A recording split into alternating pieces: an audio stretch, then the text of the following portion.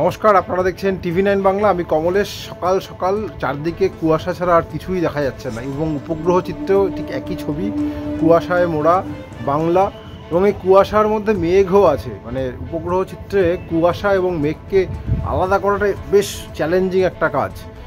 মেঘও রয়েছে, তার কারণ এই যে পশ্চিমী ঝঞ্ঝার কথা আমরা বলছিলাম, সেই পশ্চিমী ঝঞ্ঝার প্রভাবে একটা উচ্চচাপ বলয়ও বঙ্গোপসাগরে সৃষ্টি হয়েছে, এবং তার প্রভাবে প্রচুর পূবালি বাতাস, এই সময় তো পশ্চিমী বাতাস, উত্তরে পশ্চিমী বাতাস আসার কথা, সেটা আসছেও, কিন্তু তার গতি একটু হলেও কমেছে, বরং উল্টে পূবালি বাতাস ঢুকছে, তার হাত ধরে প্রচুর পরিমাণে জলীয় বাষ্প স্থলভাগে ঢুকে আসছে, এবং এত জলীয় বাষ্প রয়েছে তার জন্যই এরকম কুয়াশার দাপট।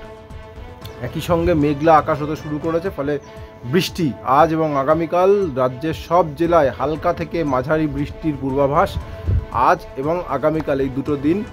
কোনো কোনো জেলায় একই সঙ্গে হবে না অবশ্যই, কোনো কোনো জায়গায় হালকা থেকে মাঝারি বৃষ্টি হতে পারে। স্বাভাবিকভাবেই প্রশ্ন উঠছে যে বৃষ্টির হাত থেকে কবে মুক্তি মিলবে, কারণ এই শীতের একে ঠান্ডা রয়েছে, তার মধ্যে বৃষ্টি হলে এই স্যাঁতস্যাঁতে ঠান্ডাটা আরও বাড়বে, দিনের তাপমাত্রা হয়তো আরও কমে আসবে। এমনিতেই দিনের তাপমাত্রা 20-21 ডিগ্রি আশপাশে ঘোরাফেরা করছে। কবে অবধি চলবে? মোটামুটি শুক্রবারও কিছু জায়গায় বৃষ্টি হতে পারে, কিন্তু শুক্রবার অ্যাজ এ হোল শুকনো থাকার একটা সম্ভাবনা তৈরি হচ্ছে। মূলত আজ এবং আগামীকাল এই দুদিনই হালকা থেকে মাঝারি বৃষ্টি হতে পারে।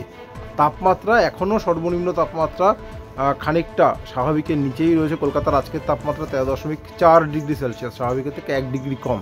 এই তাপমাত্রাটা বাড়বে যখনই আরেকটু মেঘ ঢুকবে, বৃষ্টি হবে, এই তাপমাত্রাটা বাড়তে বাড়তে 17 ডিগ্রিতে গিয়েও পৌঁছতে পারে। ফলে 20 তারিখ পর্যন্ত তাপমাত্রা নামার খুব একটা সম্ভাবনা দেখা যাচ্ছে না।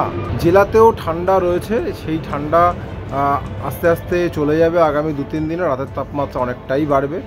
জেলাতেও একই পরিস্থিতি, যতক্ষণ না পর্যন্ত এই পশ্চিমী ঝঞ্ঝা পূবালি বাতাসের জাতাকল থেকে মুক্তি মিলছে, ততক্ষণ তাপমাত্রা খুব একটা কমার সম্ভাবনা নেই।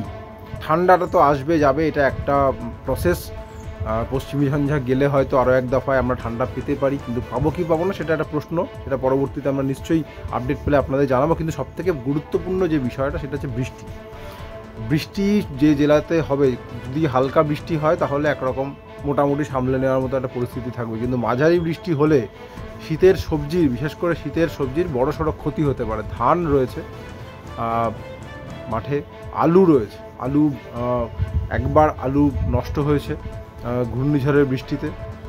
নতুন করে চাষিরা আলু বীজ মাটিতে বসিয়েছেন। যদি প্রচুর বৃষ্টি হয়, বিশেষ করে মাঝারি ধরনের বৃষ্টি, মাঝারি মানে 50-60 মিলিমিটার বৃষ্টিকেও মাঝারি বৃষ্টিই ধরা হয়। মাঝারি বৃষ্টি যেহেতু পূর্বাভাস রয়েছে, কোথাও যদি 50-60 মিলিমিটার বৃষ্টি হয়, সেই বৃষ্টিতে চাষের ব্যাপক ক্ষতি হতে পারে।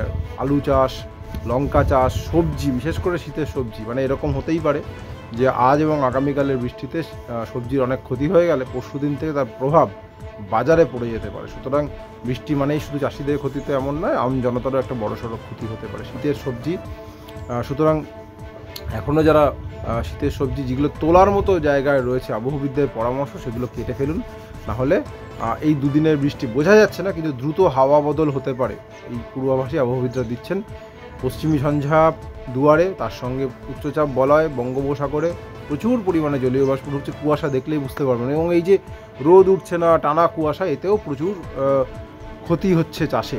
অনেক দিন হয়ে গেল ভালো করে রোদ নেই, এবং টানা কুয়াশা, ঘন কুয়াশা, এবং তার সঙ্গে এই কুয়াশার জন্য ট্রেন, বিমান, রাস্তায় চলাচলে তো সমস্যা হচ্ছেই। খুব সাবধানে গাড়ি হেডলাইট জ্বালিয়ে খুব সাবধানে যাতায়াত করবেন। আগামী অন্তত 2 থেকে 3 দিন এই কুয়াশার দাপটটা থাকবে। সকালে যারা রাস্তায় বেরোচ্ছেন খুব সাবধান, এবং বেলা বাড়লেও দেখা যাচ্ছে কুয়াশার দাপটটা থাকছে। আপাতত এই কুয়াশা, মেঘ, বৃষ্টি, রাতের তাপমাত্রা হয়তো বাড়বে, কিন্তু দিনের সাথে সাথে ঠান্ডা, তাহলে সঙ্গে গরম জামা কাপড় রাখবেন। আপাতত এটুকুই, পরবর্তী আপডেট পেলে নিশ্চয়ই শেয়ার করবো। সঙ্গে থাকার জন্য অনেক ধন্যবাদ।